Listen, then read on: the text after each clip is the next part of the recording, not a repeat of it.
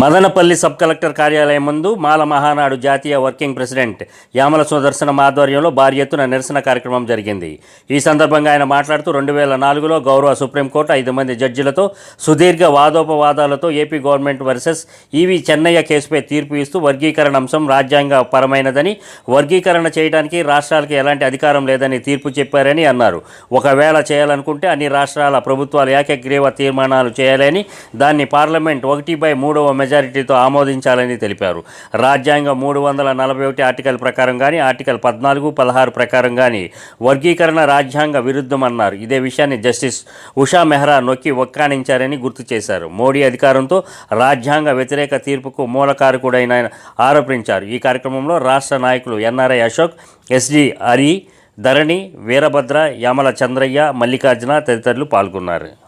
ప్రతి ఒక్కరికి ఈరోజు మన జాతీయ కార్యదర్శి యమల సుదర్శన ఆధ్వర్యంలో ఇంతమంది వచ్చిన దానికి అందరికీ ధన్యవాదములు. మనకు దొడ్డిదారిన సుప్రీంకోర్టు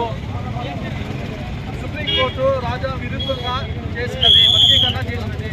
ఈ వర్గీకరణ అనేది చల్లదని, ప్రతి ఒక్కరూ మన మాలలందరూ ముందుకు రావాలని, ఇదే విధంగా ప్రోత్సాహము కల్పించాలని సుప్రీంకోర్టు రాజా విరుద్ధంగా చేసినది, వర్గీకరణ చేసినది. ఈ వర్గీకరణ అనేది చల్లదని, ప్రతి ఒక్కరూ మన మాలలందరూ ముందుకు రావాలని, ఇదే విధంగా ప్రోత్సాహము కల్పించాలని. మాలల పంతం చంద్రబాబు అని చెప్పి చంద్రబాబును ఓడించారు. కొంతకాలం గమ్ముండ 2004 జడ్జిమెంట్ వచ్చిన తర్వాత మళ్ళీ ఉషా మెహ్రా కమిషన్ కూడా స్పష్టంగా ఇచ్చింది, ఇది పార్లమెంట్ వ్యవహారము, 341 ఆర్టికల్ను సవరించాలి తప్ప వేరే మార్గం లేదన్నారు. అయితే ఈ మధ్య కాలంలో మందకృష్ణ దళిత వ్యాపారి, దళిత ద్రోహి, మరి చంద్రబాబు సహాయంతో మోడీ కాళ్ళు పట్టుకున్నాడు. హైదరాబాద్లో మోడీ చెప్పాడు, నేనున్నాను, నేను చేస్తాను. మేము చెప్పాము, మోడీ రాజ్యాంగాన్ని మించి నువ్వేం రాజ్యాంగాన్ని అనుసరించి అన్ని వ్యవస్థలు అనుసరించి రాజ్యాంగాన్ని అనుసరించి ఉండాలనే రాజ్యాంగం రాస్తే ఈరోజు మోడీ గారు, ఈ మందకృష్ణ గారు చంద్రబాబు నాయుడు నుండి కాదని తెలిసి అయితే మోడీ గారిని తాపు చేరి మోడీ గారు వాగ్దానం ఇచ్చారు, నేను చేస్తాను అని.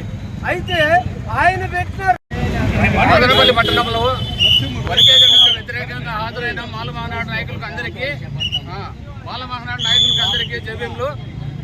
ఈరోజు మదనపల్లిలో హాజరైన మాల మహానాడు నాయకులు అందరూ ఇదే కానీ వర్గీకరణకు వ్యతిరేకంగా నిలుపుదల చేయకపోతే ప్రతి మండలంలో కానీ, ప్రతి జిల్లాలో కానీ ఉధృతం చేస్తామని, ఈ వ్యతిరేకరణకు చట్టాన్ని రద్దు చేయాలని కోరుతున్నాను. ఇప్పుడు